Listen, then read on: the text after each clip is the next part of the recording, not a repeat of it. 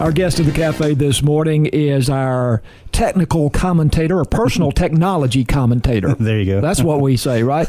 Jeremy Gamez. And Jeremy, what's your title with the provost?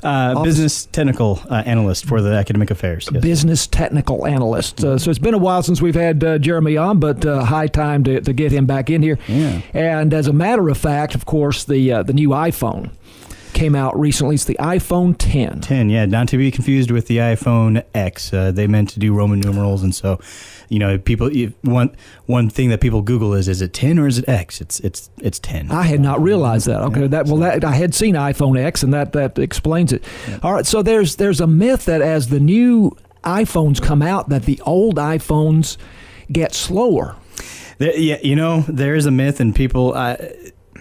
I honestly think it's not a myth too, but it's holding the user accountable, because as the technology is always in constant change and things become more compatible with other apps and whatnot, it's not that they get slower, but there's some things that aren't supported, or they have to have patch fixes and updates and things like that. So the more newer technology, you have to stay current with the type of operating systems and things like that. Well, some people call it planned obsolescence. Yes.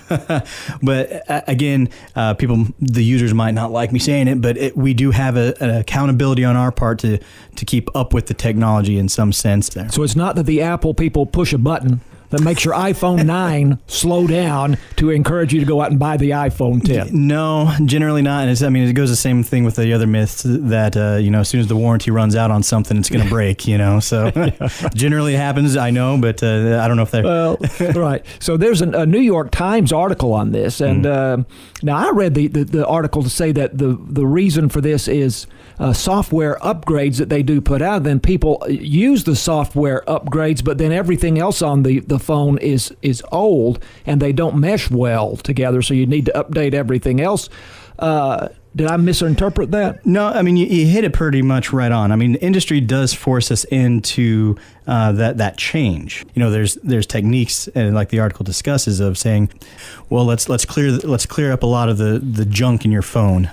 The technical term actually is cruft, but there are some things that we can do to clean up the storage, clean up the log files and things like that, which affects the performance of your phone. We'll make a link to this article, and you can read all that for yourself, because that does get quite technical. But so you can have a look at that article. We're talking with Jeremy Gamez, and Jeremy's with the Provost Office at A&M Commerce. He's our personal technology commentator.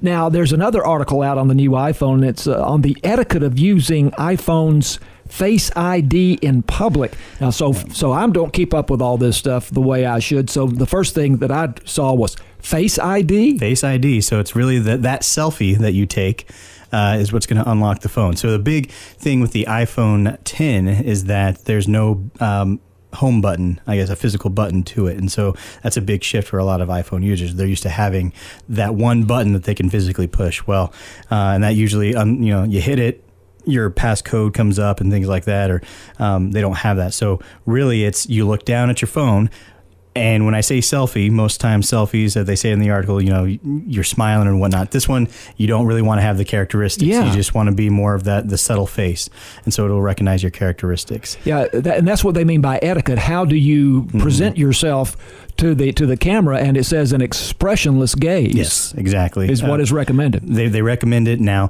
it is kind of like the speech-to-text technology that it has. It will start building a profile. So it's kind of sneaky and kind of, Big Brother-ish, but they do look at your photo rolls, every photo that you take, and then the types of photos you take. It starts building a profile based off those characteristics, and it will help become a little more catered to your specific security profile. So the probability of a random person unlocking your phone with this facial recognition technology is 1 in a million.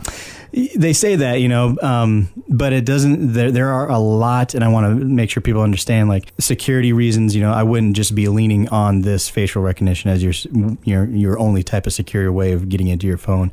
They state in the article even someone that gets your picture, or they take a picture of you or whatever. You potentially could possibly use that. They just have to put that picture up into the phone. Wow. and it could potentially unlock it. Now, the article kind of raises this as a joke, but what about someone who has a twin? Exactly. Yeah. I mean, An evil twin. Well, most times you never know, but they could be a little facetious in it. So, you're right. So people that have the same characteristics, siblings, that maybe not have to be twins.